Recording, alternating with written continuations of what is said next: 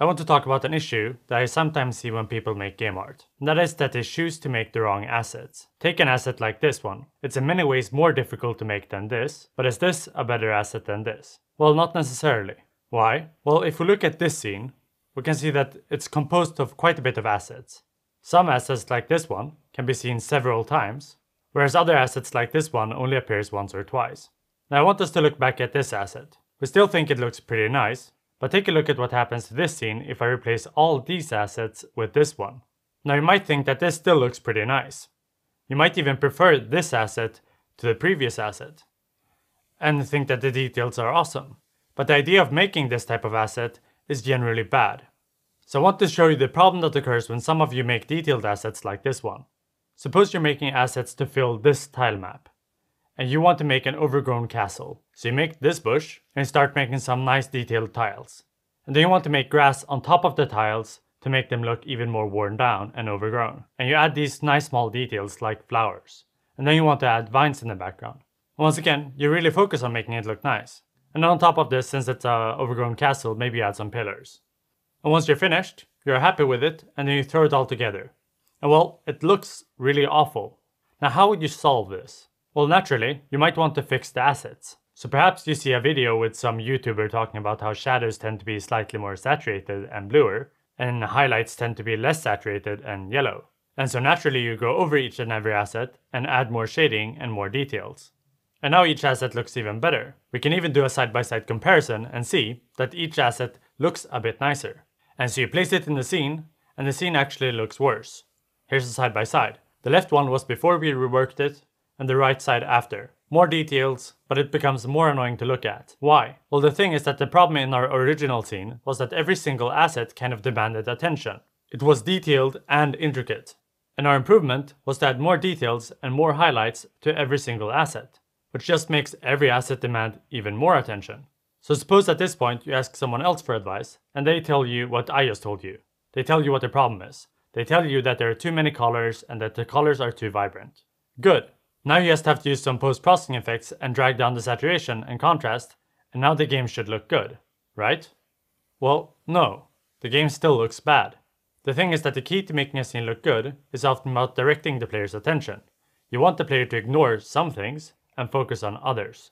If you just reduce the attention of everything so that everything demands less attention, you still have the same problem. The player still doesn't know what to focus on.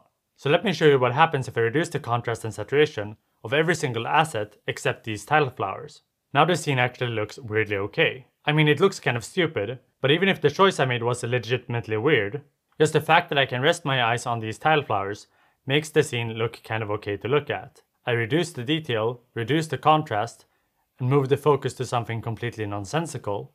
There's no purpose to look at these flowers, but the fact that I know to look at them makes this more relaxing. So in practice, this means that before you even make an asset, you need to think about how you're going to use that asset, and how often you will place the asset in the scene. And before you start drawing, please make a basic plan. So to show you why this is important, I want us to go back to this scene. The underlying composition of the scene isn't too bad. If I just remove all the details from the scene and just add flat shapes, we get this, and it's pretty cool, even if it's just basic silhouettes. But here we can see another thing. That's an annoying issue we already have with this silhouette. This asset is annoying. And I don't mean the colors or the line art, but the silhouette and shape of the asset is annoying. Just like with the details in the asset, when your silhouette contains too much detail, it also becomes annoying to look at. So if we're repeating our asset a lot, the silhouette needs to be simple, like a blob or a block. If the silhouette is complex, and we're repeating the asset, it becomes distracting. So let's look at an example. So here we have a simple scene with just a tile map, and I want us to cover this bottom area with grass. Now grass obviously consists of grass strands, so we might draw something like this. But if we look at what happens if we repeat this, we can see that it becomes a mess, even if the asset itself looks quite decent. But this shape, this silhouette, is complex. So when we repeat it, we create an inadvertent pattern, a distracting pattern. Once again, annoying to look at. Compare that to what happens if we just draw a random squiggly line and color the bottom green. And now we have grass, and it looks kind of nice, even if it's simple. So you need to be aware of how you're going to use it. We can look at this scene. The bottom grass here, simple silhouette, And the grass is not that detailed. And then we have this flower, it's detailed, but it's not repeated. So it works. But if you repeat it, it looks bad. So if it's supposed to be a lot of grass, you need that grass to be viewed as one unit. The silhouette should be read as one single chunk of grass. And with this type of grass, that is almost impossible. And this is one of the points of making a basic outline like this. First of all, if you had an outline like this, you wouldn't ever make assets like this, because you can see that this asset would fail. It already looks bad as it is. So we should remove it. But more than that, we can see that when we have our final scene, we need to maintain these silhouettes for the scene to look nice. And what I ruined when I made this scene is that I made these silhouettes hard to distinguish. You can no longer see where each individual asset begins and ends. When you have an outline like this, and the outline for this looks nice, you know that your finished product will look nice if it continues resembling this outline. And so with a plan in hand, you kind of get the idea for how your scene should look without having to invest that much time. And you might think that this doesn't apply to you because you can't draw an asset as nice as this. Well, no. This same principle applies to you. It actually has nothing to do with how nice you can draw, but everything to do with how much attention your asset demands. So what does this mean? How do you know if your asset demands attention or not? Well, let's look at these assets. Which one did you look at first? Probably this one. What about these two assets? Probably this one. So why do you pay more attention to this asset than this one? Well, one thing you can look at is contrast. If an asset has a lot of color variation, a lot of different hues like purple, red, green, that hue contrast will demand my attention. If an asset has a lot of value contrast, that is, very white things and very black things, the value contrast will demand my attention. Conceptually, this will apply to a scene as well. If my scene is overall quite bland, but I have one or two items that are distinctly different color and are more saturated, those assets will stick out. So if you have this underlying outline, you should be outlining and adding contrast mainly to the areas that highlight this outline. Adding contrast here or here will direct attention to the wrong places in the scene, and thus make your scene look bad.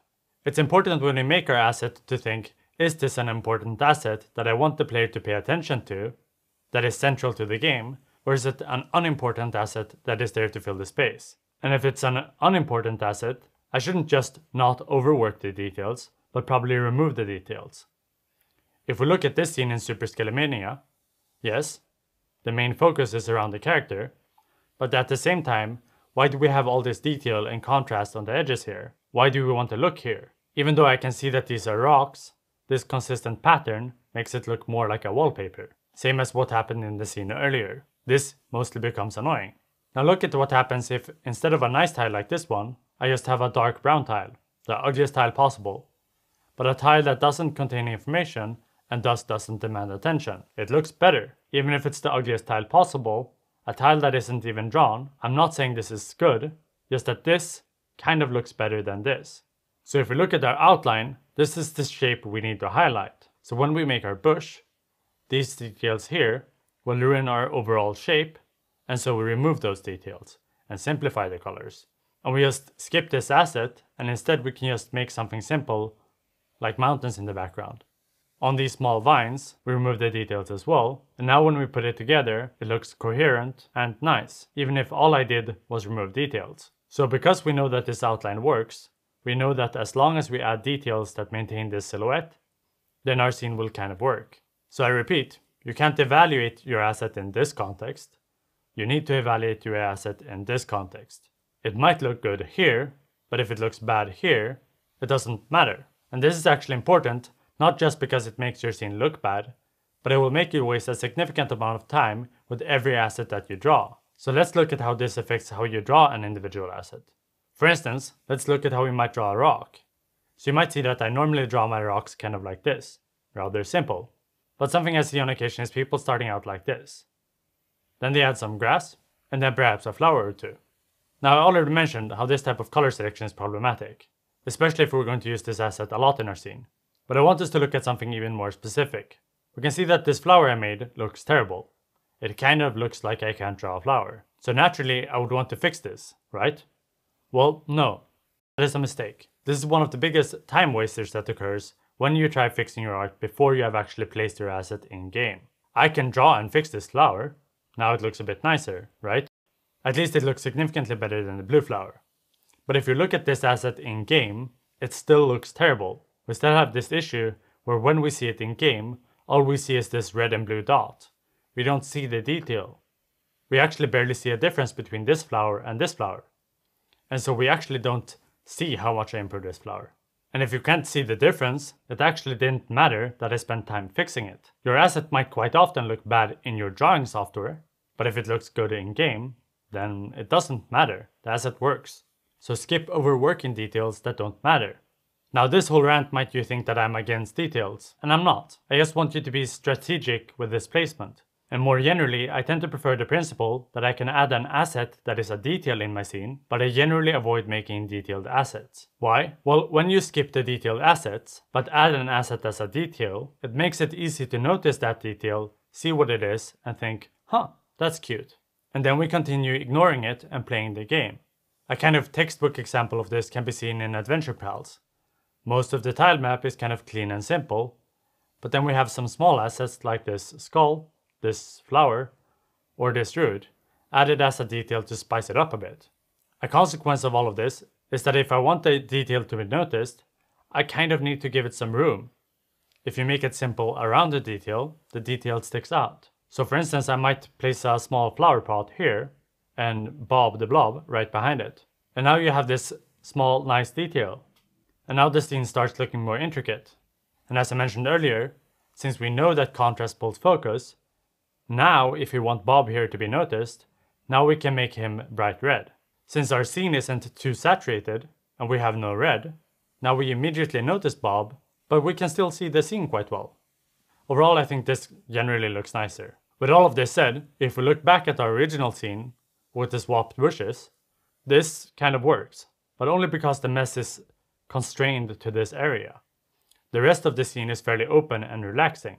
But you need to have a sense for where to add detail and where not to add it. And then you can start breaking the rules more easily. So, overall, many games do a mix of this without any problem, where they have fairly detailed sections of their game, but at their core, they at least somewhat follow the idea that this part isn't important, so we're going to fade it out. And then they might think, oh, we don't want it to become too boring, so we add a small detail here. Overall, there's a significant amount of nuance that can be discussed here, and if you're a really skilled artist, you probably have a feel for how to make it work. But for quite a bit of you, I just wanted to think about your asset before you start drawing them.